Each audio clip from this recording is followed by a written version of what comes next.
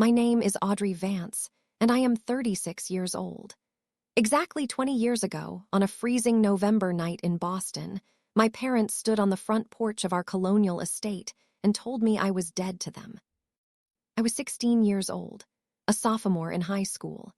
I stood in the biting wind, clutching a single battered suitcase, watching my mother lock the front door without a single hint of regret in her eyes. That very same night, while I was shivering at a nearby bus stop, my father sat at his mahogany desk and signed legal papers that formally erased my existence from the family line. They legally disowned me, ensuring that neither I nor any child I might ever bring into this world would ever see a dime of the sterling family fortune. For 2 long decades, I was a ghost. To protect their pristine social standing, my parents crafted an elaborate lie, telling their high society friends and church congregation that I had permanently moved abroad to pursue an elite education in Europe. They built a spotless, glittering reputation on top of the psychological grave of the daughter they had discarded like trash. But last week, after 20 years of absolute silence, they showed up on the doorstep of my luxury estate in Chicago. They were smiling, desperate, and completely unaware that the trap they had spent 50 years building was about to snap shut around their own necks. Growing up in Boston, Massachusetts, our lives looked like a spread from a luxury lifestyle magazine. My father, Arthur Sterling, was a powerhouse corporate defense attorney who ran Sterling and Associates, a firm founded in 1985. My mother, Eleanor, was the perennial chairperson of the city's Historical Preservation Society and organized the most exclusive charity galas in the state. Every Sunday morning, without fail, we sat in the absolute front row of Trinity Grace Cathedral, wearing perfectly color-coordinated outfits that my mother meticulously laid out the night before. But inside the walls of our home, a cold hierarchy dictated everything. My oldest brother, Thomas, was 22 and completing his residency at a top-tier surgical program. He was the golden son, destined to inherit the family name and carry the torch. My older sister, Beatrice, was 20, an ethereal beauty studying art history at an Ivy League university, who knew exactly how to smile and never ask difficult questions. And then there was me. I was what my mother coldly referred to as the oversight, born 6 years after she believed her childbearing years were completely over. I was a disruption to her flawless schedule, an inconvenience that she tolerated rather than loved. While the living room walls were lined with large, professional oil paintings of Thomas and Beatrice, my school portraits were relegated to the back of a drawer. If I came home with a perfect report card, my father would barely glance up from his legal briefs, offering a distracted nod before shifting the conversation to Thomas's medical rotations. I learned very early in life to make myself invisible. I learned to speak quietly, to ask for nothing, and to expect even less. My father had a favorite phrase that he drilled into us at every single dinner. A reputation takes 30 years to build, Audrey, and exactly 5 minutes to completely destroy. I was too young then to realize how terrifyingly prophetic those words would be, or that I would eventually become the exact 5 minutes he feared most. When the pressure of being the invisible daughter became too heavy, I found my escape at the Boston Public Library downtown. It was a massive, historic building with vaulted ceilings and the comforting scent of old paper. To me, it was a sanctuary, a place where no one compared me to my brilliant siblings, and where the crushing weight of expectations didn't exist. That was where I met Julian Cross. Julian went to a gritty public vocational school on the opposite side of the city, a school my parents wouldn't even acknowledge as a real institution. He was 17, worked part-time grease-stained shifts at his uncle's diesel repair shop, and possessed the deepest, kindest hazel eyes I had ever seen. He found me crying quietly in the history archives one dark October afternoon, after my mother had completely forgotten to pick me up from school for the 4th time that month. "Hey," he had said, gently pulling out the wooden chair across from me. "Are you doing okay?" No one had asked me that question in years. For 2 months, we dated in absolute secrecy. Julian was incredibly gentle, fiercely protective, and made me feel like I actually mattered to someone in this world. But on October 28th, my entire world fractured. Standing in the cramped, fluorescent-lit bathroom of a transit station, I stared down at a plastic stick. 2 pink lines. My hands shook so violently I could barely breathe. When I told Julian, he didn't panic. He didn't make excuses or try to run away. He took my trembling hands into his own, looked straight into my eyes, and said, "We are going to figure this out together, Audrey. I'm right here. You are never going to be alone again." I wanted so badly to believe him, but I knew the people who raised me. I knew that when I delivered this news, their first reaction wouldn't be concern for my health or safety. Their only thought would be, "What will the neighbors say?" I chose to tell them during our formal Sunday family dinner. It would be the very last meal I ever had in that house. It was November 14th. The grandfather clock in the dining room ticked loudly as my father complained about a corporate merger, and my mother ran through the guest list for the upcoming winter benefit. I clutched my linen napkin beneath the table, swallowed the lump in my throat, and spoke. "I have something important to tell you all." The clinking of silverware stopped instantly. 4 cold faces turned toward me. I was 8 weeks pregnant, and the secret was suffocating me. "I'm pregnant." My mother's crystal wine glass hit the table with a sharp thud, spilling dark liquid across the pristine white tablecloth. My father's expression turned to pure, unadulterated ice. "Who is responsible for this?" His voice cut through the room like a scalpel. "Is it someone from the academy? Someone from a family we know?" "His name is Julian Cross," I whispered, my voice trembling. "He goes to the city vocational tech. He works with his uncle at an auto shop." The silence that followed lasted an eternity. My mother's face had drained of all color, turning a sickly shade of gray. "An auto mechanic's boy from the public system." My father slowly stood up from the head of the table. He looked down at me not as his youngest daughter, but as a dangerous biohazard that needed to be permanently eradicated from his home. "You will not keep it," he stated flatly. "Arthur, please," my mother started, but he raised a hand, silencing her instantly. "She will not drag our name through the mud," my father hissed, staring directly at me. "If you choose to carry that child to term, Audrey, you walk out of that front door tonight, and you never step foot in this house again." By 9:15 p.m., the threat was fully realized. I was pushed out onto the front porch in the freezing rain, holding a single suitcase. My mother was the one who firmly closed the heavy oak door in my face. Looking up at the second-story windows, I could see the silhouettes of Thomas and Beatrice watching silently. Neither of them came down to say goodbye. Neither of them tried to stop it. I stumbled down the street to a payphone at a closed gas station, sobbing so hard I could barely dial Julian's number. He answered on the very first ring.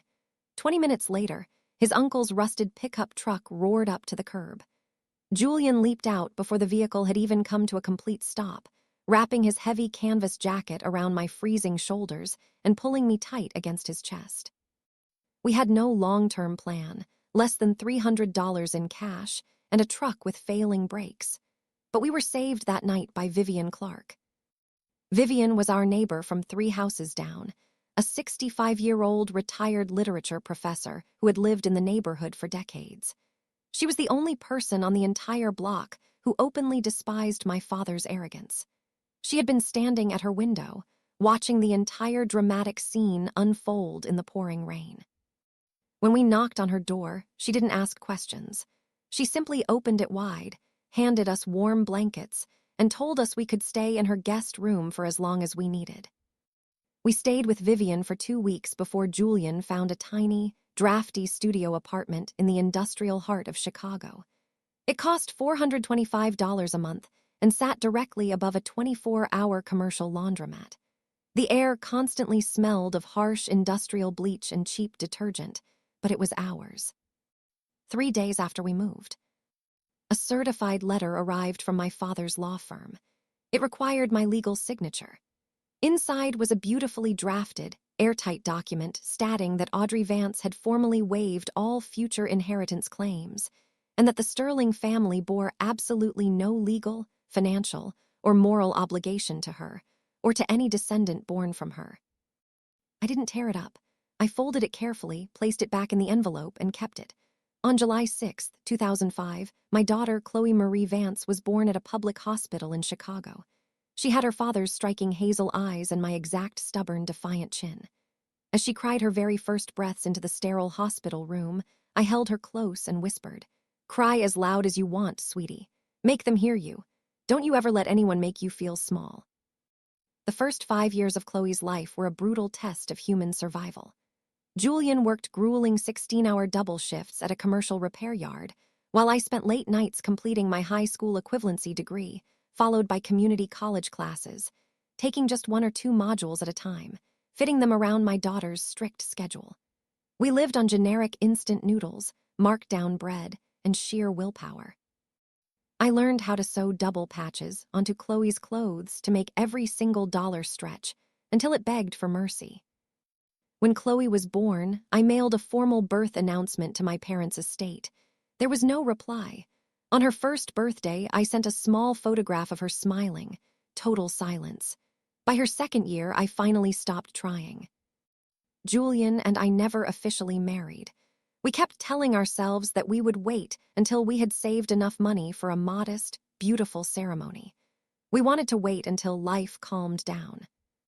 But life never calmed down.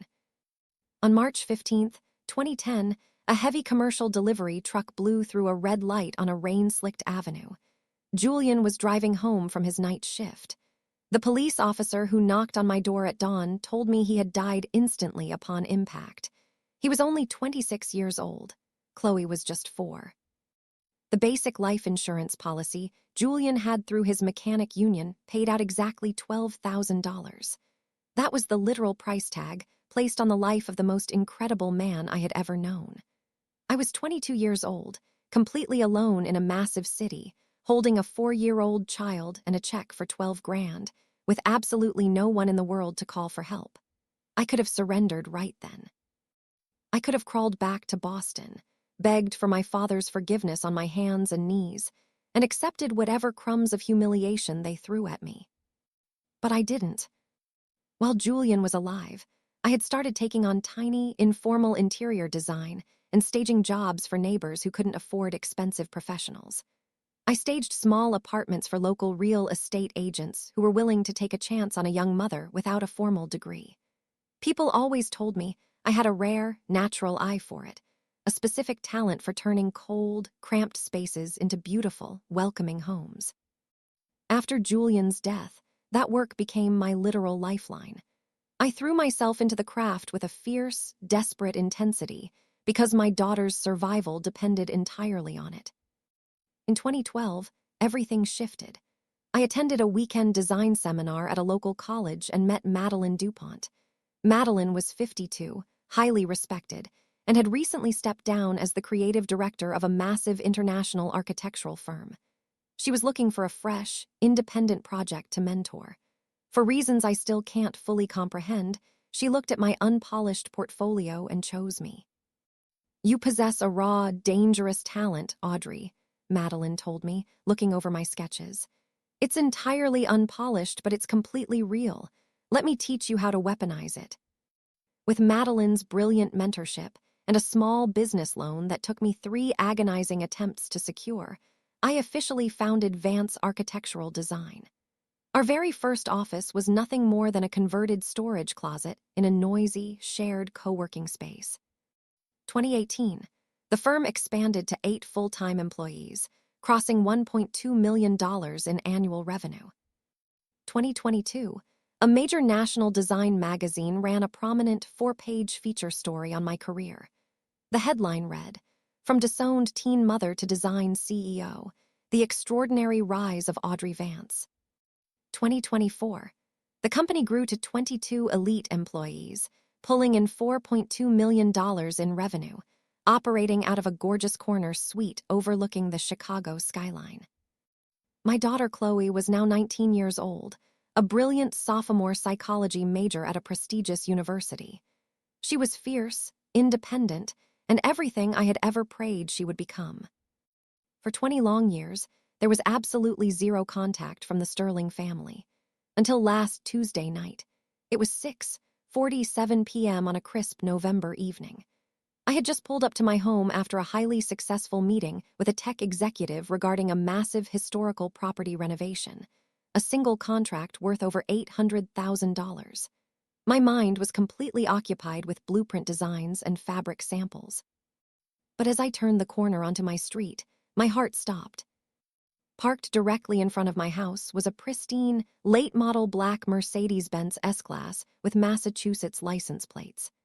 I parked my car in the driveway and sat frozen for a full 60 seconds, my hands gripping the leather steering wheel as I watched two familiar figures standing on my front porch. The man's hair was completely silver now, his shoulders slightly stooped under the weight of old age. The woman beside him still maintained that impossibly rigid, arrogant posture, a lifelong shield against anything that might threaten her carefully curated social world. Arthur and Alina Sterling, my parents. I hadn't looked at their faces in 2 decades.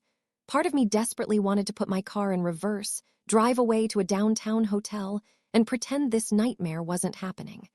But I wasn't that terrified 16-year-old girl in the rain anymore. I was a CEO. I had built an empire out of the ash heap they left behind. I would not run from them. I opened my car door, walked up the stone pathway, and stood before them. My father was the first to speak. "Audrey, you look." He trailed off, his eyes scanning my tailored designer winter coat, my Italian leather bag, and the beautiful architecture of my home. "Well, what are you doing here?" I asked, my voice completely devoid of emotion. My mother stepped forward, a patronizing smile plastered across her face. Her skin was lined with age, her hair dyed a precise, expensive shade of ash blonde. "We know all about your son, Audrey," she said smoothly. "We know you have a brilliant son." I stared at her in utter disbelief. "We would love to finally meet him," my father chimed in, adjusting his gold watch. "We want to put the past behind us and reconnect as a family." The sheer, dark absurdity of the moment almost made me laugh out loud. 20 years of complete radio silence. 20 years of pretending I had died in a foreign country. And now, they were standing on my porch demanding to meet a grandson they had never cared to know. A grandson who didn't even exist. I opened the door and let them inside my house. To this day, I still don't fully understand why I did it. Perhaps a small, deep part of me needed to hear exactly what 20 years of calculated silence sounded like when it finally broke. My father immediately sat down in my living room, his eyes scanning the custom-built oak shelving, the premium hardwood floors, and the original, expensive artwork hanging on the walls. He was evaluating my home like a real estate appraiser checking a property value. My mother sat precisely on the very edge of my velvet sofa, her hands tightly folded in her lap, her spine perfectly straight. "Your anniversary," I said flatly, leaning against the doorframe. "That's what this is about, isn't it? 50 years. My father offered a cold, satisfied smile. "November 15th. We are hosting an international Golden Anniversary Gala at the Grand Ballroom of the Four Seasons. Over 200 of the most influential people in New England will be there. The mayor, federal judges, the entire board of the country club." "And what does that have to do with me?" My mother exchanged a brief, calculating look with my father. "There have been persistent questions lately, Audrey, about you, about what actually happened 20 years ago. High society has a long memory, and people are starting to talk. Some old family friends distinctly remember that we had a third child." "They keep asking where you went," my father added impatiently. "We've always maintained the story that you moved away permanently to study and work abroad. But lately, the rumors have become aggressive. It's threatening our standing." "So, you need me to play a part," I said, a dangerous edge creeping into my voice. "You need me to show up and pretend that the Sterling family is whole, happy, and perfect." "We need your son," my mother interrupted, her voice entirely firm. "We have already told our entire social circle about him, about our brilliant grandson who is a rising young entrepreneur. He needs to be standing on that stage with us, representing the next generation of the Sterling legacy." The entire room fell into a suffocating stillness. "Who exactly told you that I have a son?" I asked quietly. We read the business feature article from 2 years ago. My father waved his hand dismissively. The magazine piece about your design company. It explicitly mentioned your successful business and your child.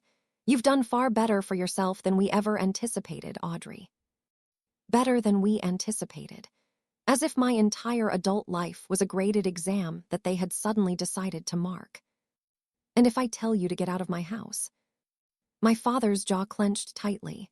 He reached into the inner pocket of his handmade leather briefcase, pulled out a sleek fountain pen and a blank check, and laid them deliberately on the marble coffee table.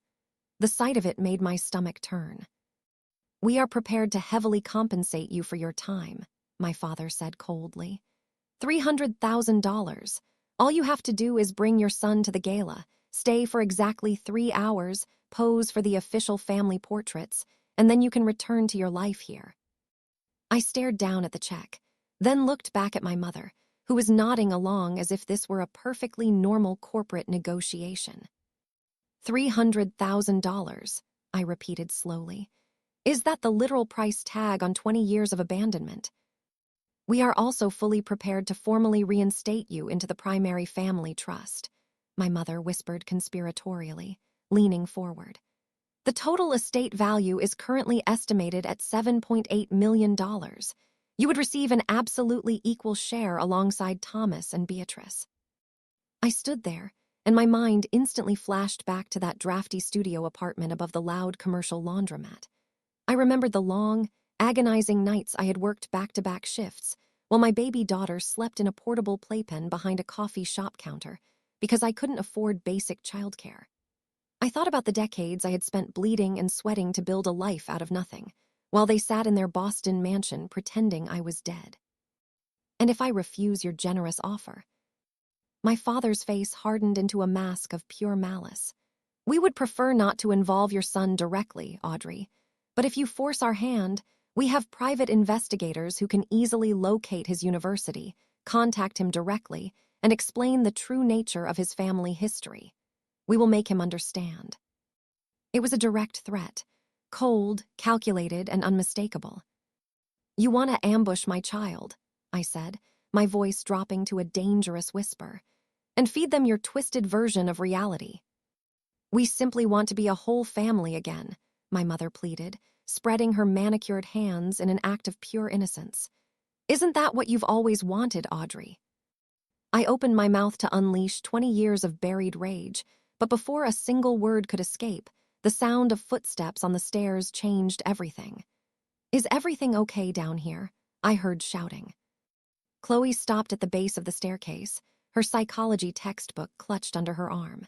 She was wearing casual sweatpants and an oversized university sweatshirt, her long dark hair pulled up into a messy bun. She looked exactly like what she was, a brilliant 19-year-old college student who had been studying quietly in her room. My mother instantly rose to her feet, her face rapidly cycling through confusion, intense calculation, and then absolute horror. Who is this? Eleanor stammered. This is Chloe, I said, stepping forward to position myself firmly between my daughter and the predators in my living room. My daughter, your granddaughter. Daughter, my father's voice cracked completely, his legal composure shattering in a single second. But the article said, the text explicitly stated child. The magazine article used gender-neutral formatting, Chloe cut in, her sharp hazel eyes moving between me and the two strangers. A cold, brilliant understanding suddenly dawned in her expression. Wait a minute. These are them, aren't they? The biological grandparents who threw you out into a winter storm when you were 16 years old and pregnant with me. My mother flinched violently as if she had been struck. Young lady, that is entirely uncalled for.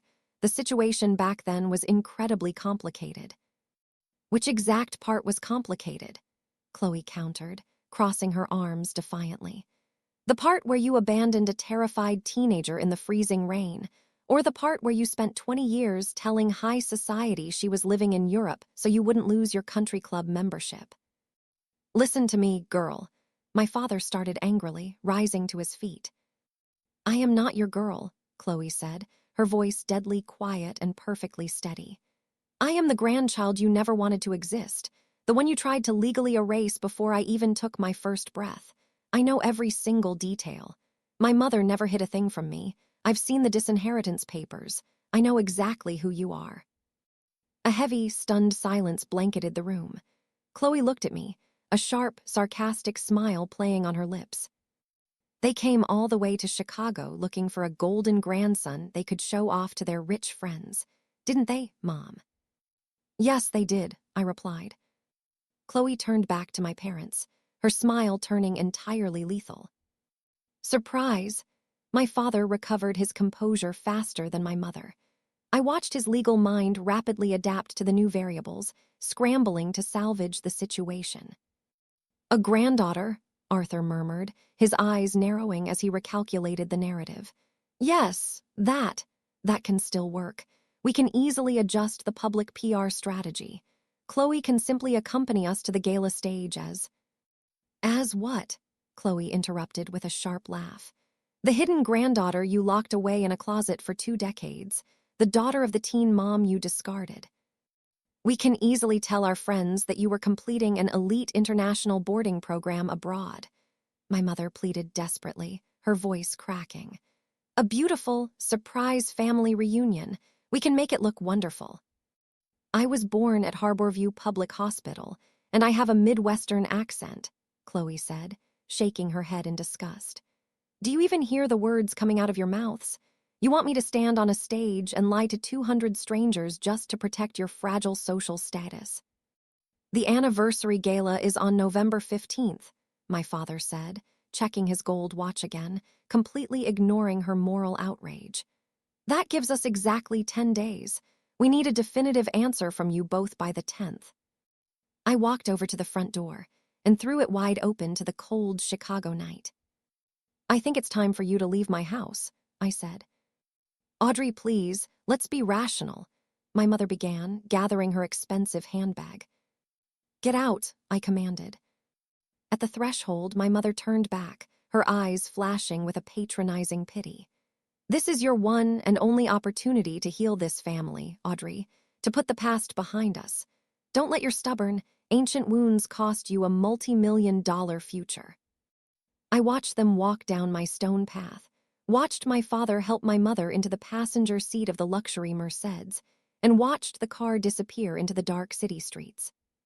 When they were completely gone, Chloe walked over to my side. "You're not actually considering going to that nightmare, are you, Mom?" I looked at my daughter, this fierce, unstoppable young woman whom I had raised on nothing but hope and hard work. The exact person Arthur and Alina Sterling had tried to legally delete from the fabric of reality. "No," I said, a slow, cold smile spreading across my face. "We aren't going to accept their offer, but I am absolutely not done with them yet." That night, after Chloe went upstairs to sleep, I went to the back of my closet and pulled out a heavy, fireproof security lockbox that I hadn't opened in over a decade. Inside lay the physical proof of my destruction. I pulled out the crisp, official document dated November 14th, 2004. It bore the bold signatures of Richard Allen Sterling and Diane Elizabeth Sterling, stamped by a licensed notary public. The legal language was completely airtight. "The aforementioned Audrey Vance hereby forfeits all future claims, titles, and lineage rights to the Sterling estate. And the family shall bear no legal, financial, or moral obligation to her, or any dependents thereof."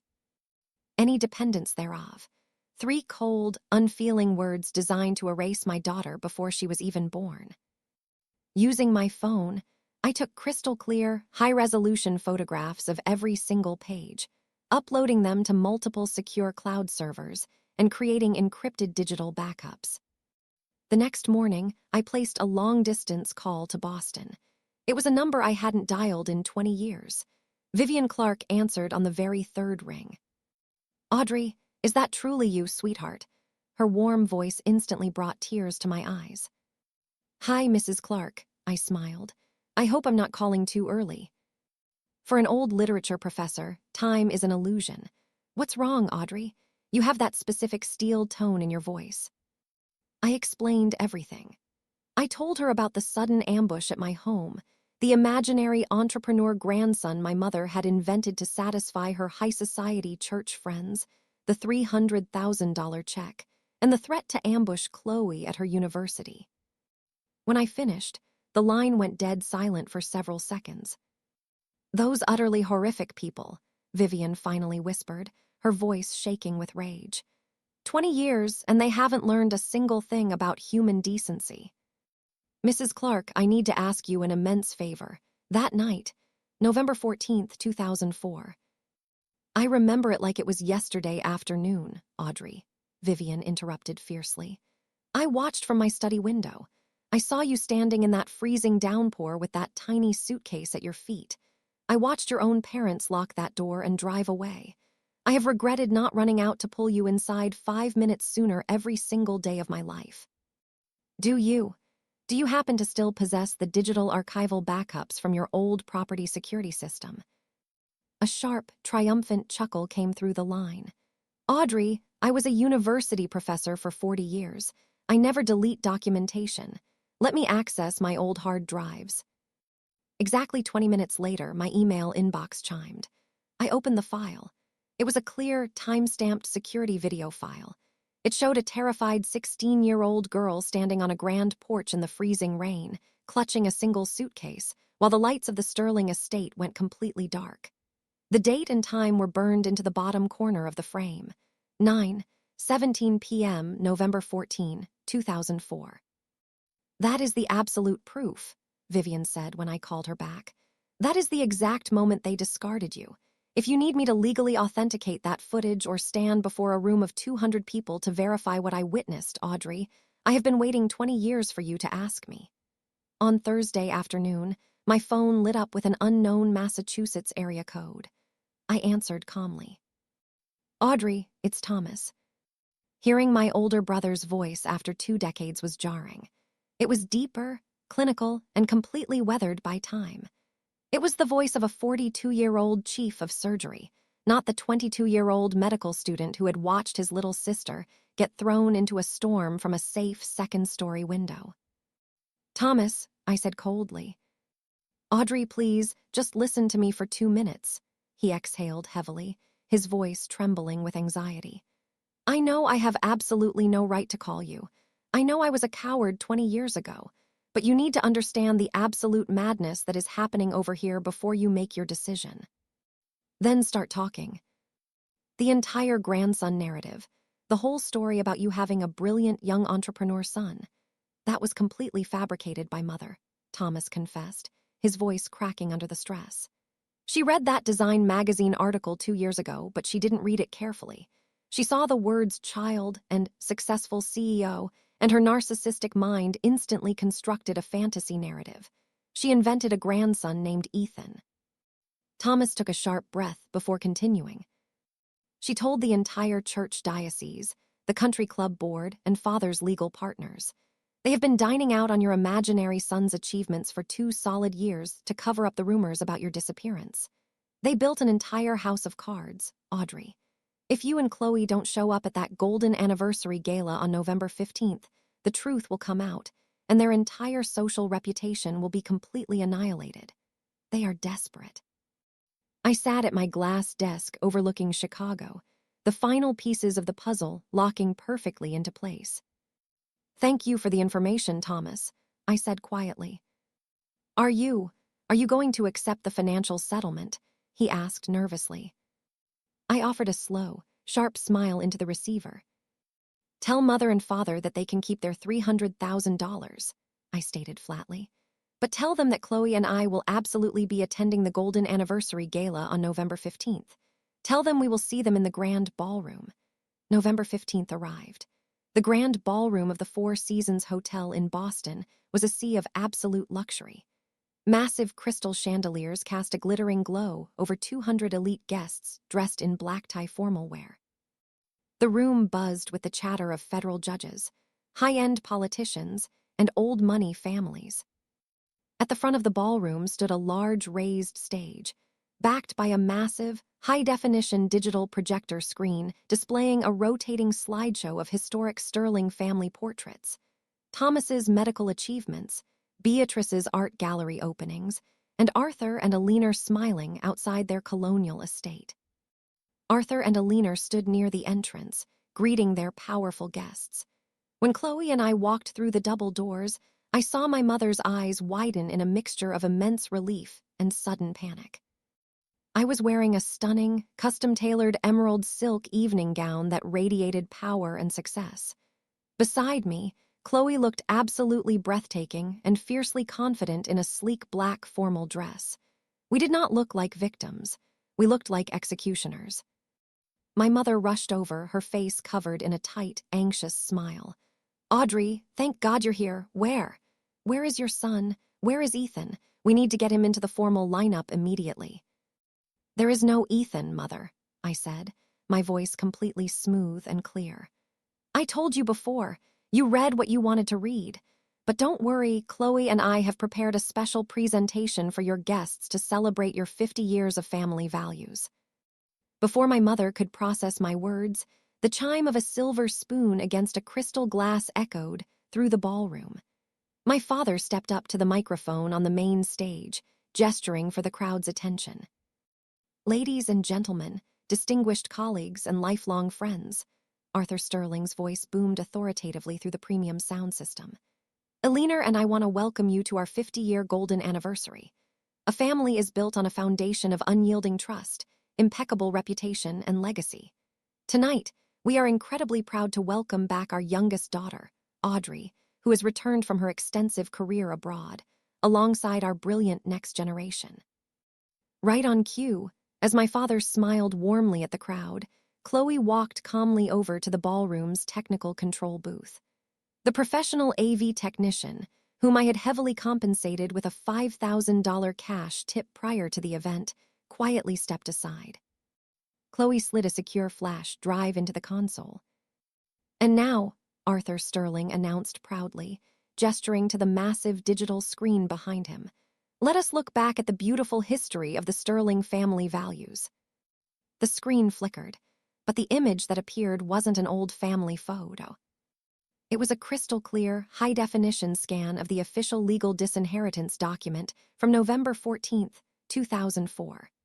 My father's and mother's bold, distinctive signatures were magnified to 10 feet tall, clearly displaying the clause, "The family shall bear no legal, financial, or moral obligation to her, or any dependents thereof."